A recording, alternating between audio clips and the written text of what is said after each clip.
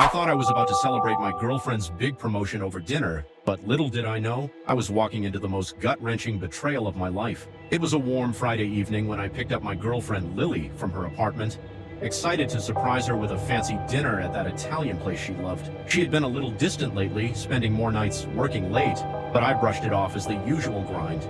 After all, she was climbing the corporate ladder and I was proud of her. When she opened the door, her smile lit up the room and I felt that familiar flutter in my chest. "You ready for a celebration?" I asked, grinning from ear to ear. "Absolutely," she replied, her enthusiasm almost too perfect. As we drove through the city, I couldn't help but think about how lucky I was to have her in my life. She was beautiful, smart, and determined, but in the back of my mind, the nagging feeling wouldn't shake off. Still, I pushed it aside, eager to revel in her success. Dinner was fantastic.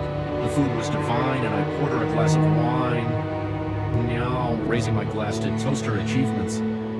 "To my amazing girlfriend, I'm so proud of you, Lily. You deserve this." "Thank you, babe. I couldn't have done it without your support," she said, her eyes sparkling with a warmth that felt genuine. But a part of me still sensed something off. As the night wore on, I noticed her phone lighting up repeatedly on the table. Every time I glanced at it, I saw her bite her lip, her expression shifting slightly. I shrugged it off, convincing myself that she was just popular at work. When we got back to her place, I could tell she was anxious. "Want to watch a movie?" I offered, but she hesitated. "Actually, I should check in with the team. You know how it is," she said, her voice faltering a bit. "Sure, I can give you some space," I replied, trying to mask my growing unease. But as I headed to the couch, I felt a knot forming in my stomach. After a few minutes, I heard her in the bedroom, whispering softly. Curiosity got the best of me. I quietly approached the door, my heart racing. That's when I heard the unmistakable voice of my roommate, Jake. They were laughing together and I felt my blood run cold. I stood there, frozen, until the door creaked open just a bit. I caught a glimpse of them on the bed, Jake's arm draped casually around her shoulders as she leaned in close. I couldn't process it at first. Was this really happening?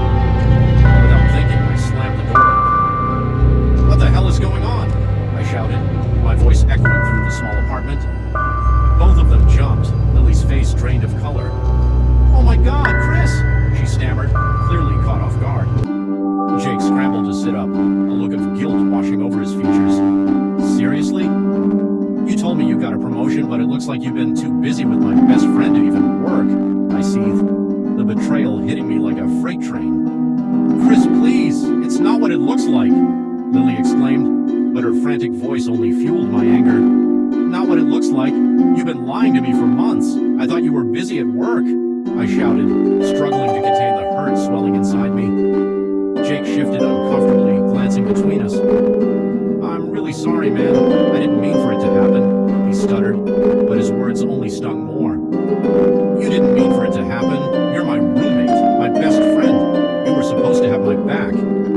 I could feel tears stinging my eyes, a mix of anger and disbelief consuming me. Lily stepped forward, her voice shaking. "Chris, save it," I snapped, holding up my hand.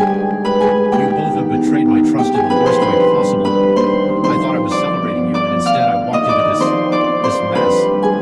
I turned and stormed out of the apartment, my heart pounding as I stepped into the cool night air. The weight of betrayal hung heavy on my shoulders. I had never felt so lost and humiliated. As I drove away, I realized that the relationship I thought I had was nothing but an illusion. I didn't just lose my girlfriend that night, I lost a friend too. I needed to figure out how to pick up the pieces and move on, but one thing was clear. I was done. Absolutely.